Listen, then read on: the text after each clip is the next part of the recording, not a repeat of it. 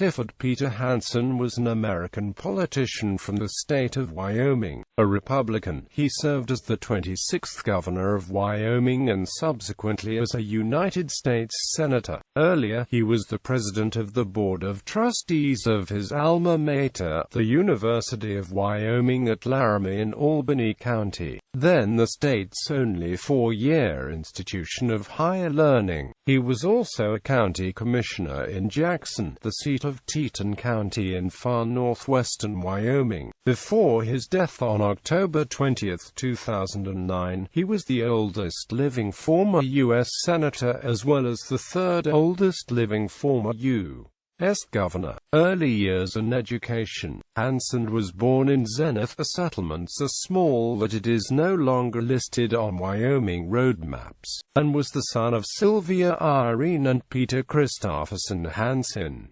The senior Hansens were Rashes originally from Idaho. Peter, of Danish extraction, came from Soda Springs, and Sylvia, of English descent, was born in Blackfoot. Peter Hansen, who had some college training, was a practical engineer who did surveying and ditch work on ranch lands. Clifford Hansen was reared in Jackson, a resort community west of Grand Teton National Park. He attended public schools. As a child, he overcame a serious speech impediment which baffled his teachers, some of whom first thought that he was uneducable. His problem was not inability to learn but a severe stutter which was corrected by his attendance at a special school. Having overcome the speech impediment, Hansen forever stressed the value of an education, once having advised a grandson, "It's the one thing no one can take away from you." In the Menner's Cabin, a small museum near the south entrance to Grand Teton National Park and adjacent to the Chapel of the Transfiguration, is a picture of young Cliff Hansen and his mother, Sylvia, which was taken in the early 1920s. The photograph is posted under the cattle exhibit and is meant to demonstrate the hardiness of early Wyoming pioneers. Peter K. Simpson, a University of Wyoming historian and the 1986 Republican gubernatorial nominee, described the importance of the Tetons to the Hansen family. That country is special. It provides solace and power all at the same time. There's a specific nurturing quality in it, and it has nurtured a specific breed of people: strong, independent, clear-thinking, forthright, trustworthy, authentic Western types. No-nonsense, good-humored, exuberant, full of warmth, larger than life, close enough to creation to be at ease with all mankind, and thereby able to serve them better. Hansen obtained his bachelor's degree in animal science from UW in 1934. While at the university he was in the Epsilon Delta chapter of Sigma Nu fraternity. He was a UW trustee from 1946 to 1966 and was the trustee board president from 1955 until 1962, when he resigned to run for governor. From 1943 to 1951, he was a Teton County commissioner. He opposed enlarging park lands in Wyoming at the expense of ranchers, who would lose revenue from hunting and guiding if private holdings came under government ownership. As owner of the Spring Gulch Ranch, Hansen was active in several agricultural and ranching groups, having served from 1953 to 1955 as president of the influential interest group, the Wyoming Stock Growers Association. He was also a member of the American National Cattlemen's Association. Ironically, Hansen never tasted beef until he was a student at UW. "Beef is what we produced. We ate deer and elk," he later recalled. The governorship. Hansen won the governorship in the 1962 midterm elections by 10,000 votes. He unseated the Democrat Jack R. Gage, who had served fewer than 2 years. First, Hansen won the GOP primary over two opponents with 57% of the ballots. Gage defeated William Jack to secure the Democratic nomination, 55.5 to 44.5%. In the general election, Hansen polled 64,970 votes to Gage's 54,298. Hansen's governorship was characterized by efforts to expand highways and reservoirs throughout Wyoming. Several newspapers in the American West referred to him as Wyoming's cowboy governor. Hansen's obituary contends that he brought both the down-to-earth pragmatism of a lifelong cattle rancher and the affability of a small-town politician to Cheyenne and then to Washington, and he was on friendly and familiar terms throughout his career, not only with those on both sides of the political aisle, but also with elevator attendants, cafeteria workers, and staff members throughout the Capitol who called him friend. His personal pilot was the aviation pioneer Raymond A. Johnson. As governor, he increased appropriations for state programs to combat alcoholism and mental illness by more than 50%. As his gubernatorial term wound down, Hansen decided to run for the U.S. Senate seat, which was being vacated by the retiring Republican Millward L. Simpson of Cody in Park County, who was also a former Wyoming governor. Hansen said that he believed he could assist the state more from Washington, D.C., than in the state capital in Cheyenne. He won that election with just under 52% of the vote. In a fairly Republican year nationally, he defeated popular representative at large Tenno Roncalio, a Democrat of Italian extraction. Hansen received 63,548 votes to Roncalio's 59,141. Hansen's Senate years, 1967 to 1978. In 1972, Hansen was re-elected to the Senate over Democrat Mike Vinage's 101,314 votes to 40,753. 26 years later, Vinage's son, John P. Vinage, was the unsuccessful Democratic nominee for governor against Republican Governor James "Jim" Geringer. Hansen's 1972 raw vote was the first to surpass 100,000 in Wyoming history. Since that time, as of 2002, at least 5 other winning Senate candidates in the state have received even more than 100,000 votes. Hansen's Senate re-election marked the last time that his name appeared on a ballot. On the same day, Richard M. Nixon defeated Democratic U.S. Senator George S. McGovern of South Dakota to attain his second term in the White House. Senator Hansen was known for social and fiscal conservatism. He was one of the 8 senators who in 1972 voted against sending the proposed Equal Rights Amendment to the states for the consideration. He opposed the Nixon administration's deployment of the anti-ballistic missile, a position which put him at odds with then Defense Secretary Melvin R. Laird. Pete Williams, a Wyoming native and a former Hansen Senate staffer, recalled Hansen's warm Western smile and utter lack of pretense, a favorite of his Senate colleagues and congressional employees alike. If the cafeteria workers found out you worked for Cliff Hansen, you got special treatment. In 1976, Hansen supported the renomination and re-election of President Gerald R. Ford, Jr., who won Wyoming's 3 electoral votes. His backing of Ford was consistent with the stand of his Republican Senate colleagues that year. Only 2, Paul Laxalt of Nevada and Jesse Helms of North Carolina, endorsed Ford's rival for the nomination, Ronald W. Reagan of California. Hansen retired from the Senate in 1978, when he declined to run for a 3rd term. He moved back to Jackson and chaired several financial and civic associations. He supported the Republican presidential nominees in all elections thereafter. In the Senate, Hansen sat beside his friend, Barry M. Goldwater, the Arizona Republican who lost the 1964 presidential election to Lyndon B. Johnson of Texas. He had been among those Republican senators who urged Goldwater to meet with President Nixon to inform him that there were far insufficient votes in the Senate to avoid conviction of a pending impeachment. In a 2006 interview, Hansen fondly recalled one of Goldwater's jokes. Goldwater goes into a California country club that excludes Jews. The man in charge tells him that he is sorry but Jews cannot play in the club. Goldwater says, "I'm only half Jewish. Can I still play 9 holes?"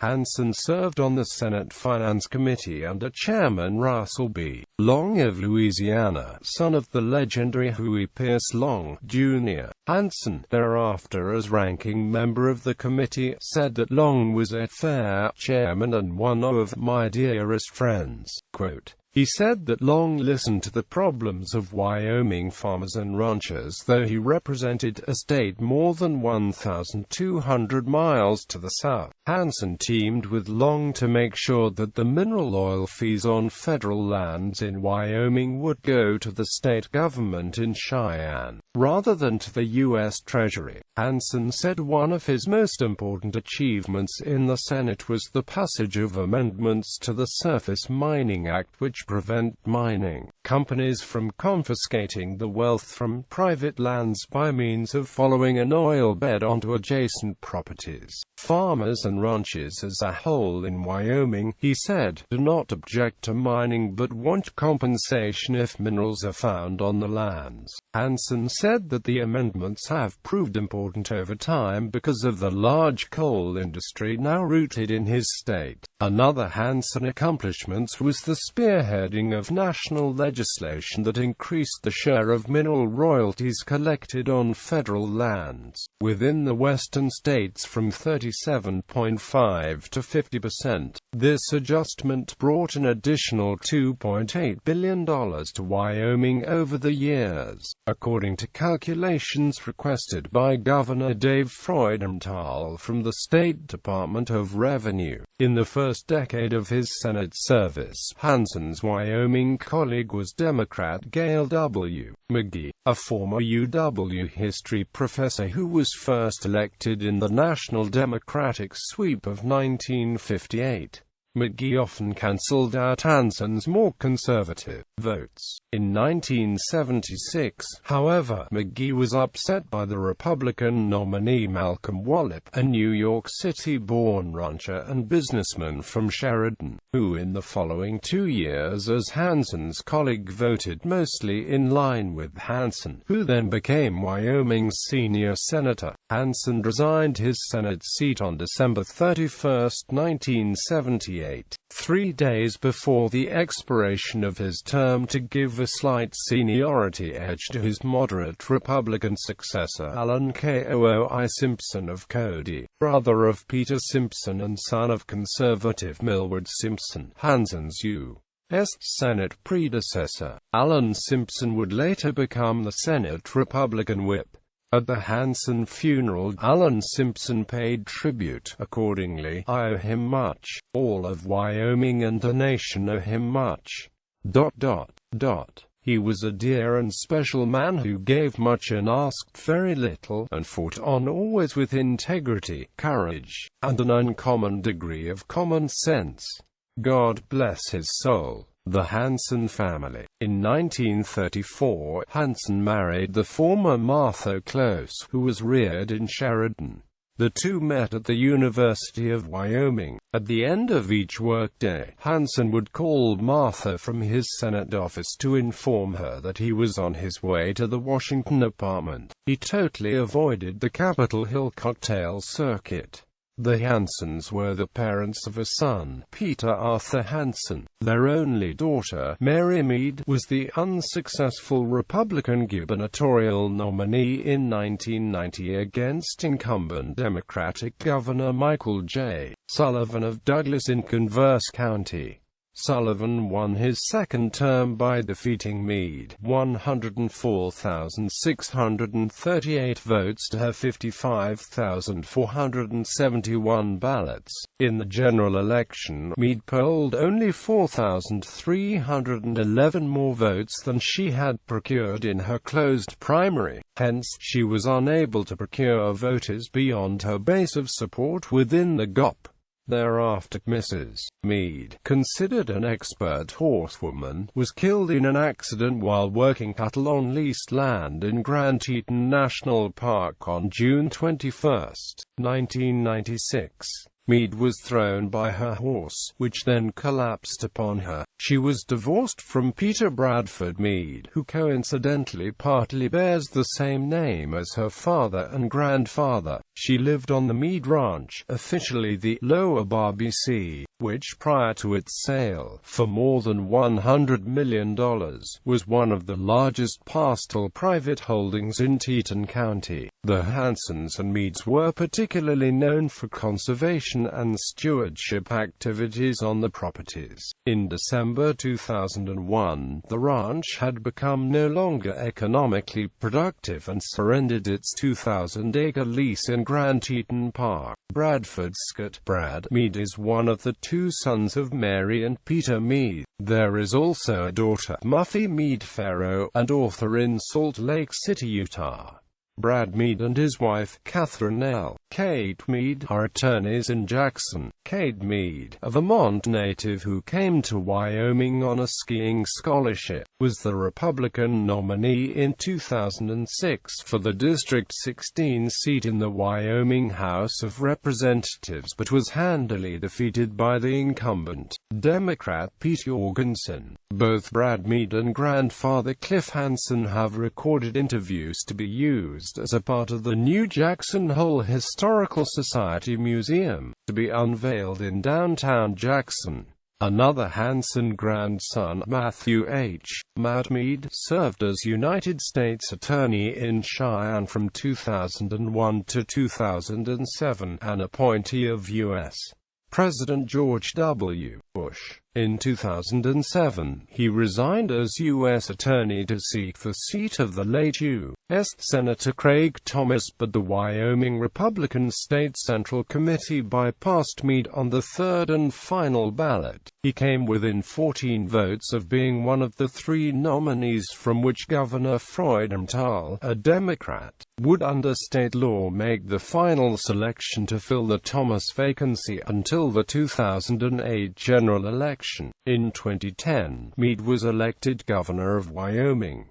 Upon the death of former Republican Senator Hiram L. Fong of Hawaii in August 2004, Hansen became the oldest living person to have served in the United States Senate. Hansen's official gubernatorial portrait was prepared by Michelle Rushworth, who sought to capture the former governor's soul, death and legacy. In 2006, Hansen said in an interview that he and his wife were in pretty good health, considering their ages, though he had vision difficulties, so they had retained a driver. By mid-October 2009, Hansen fell severely ill because of complications from a broken pelvis. After a short time in the hospital, he returned home to be with Martha, his wife of more than 75 years, whom he had met at UW in Laramie. Theirs was the longest active marriage of a present or former U.S. Senator. Hansen's prognosis was poor, and he died on October 20, 4 days after his 97th birthday. In addition to his wife and son, Hansen was also survived by a brother, Robert Hansen, and a sister, Audine Hansen, 5 her children, and 10 great-her children. Hansen lay in state in a casket draped with the Wyoming flag at the state capitol in Cheyenne. State funeral services were held on October 24 at the Cheyenne Civic Center, with many Wyoming dignitaries in attendance. Pallbearers and honor guard were provided by the Wyoming-A National Guard, Wyoming Army National Guard, and the Wyoming Highway Patrol. At the funeral, Governor Freudenthal eulogized eulogized Hansen. "I think that without a doubt we can see Cliff Hansen was beloved and always will be,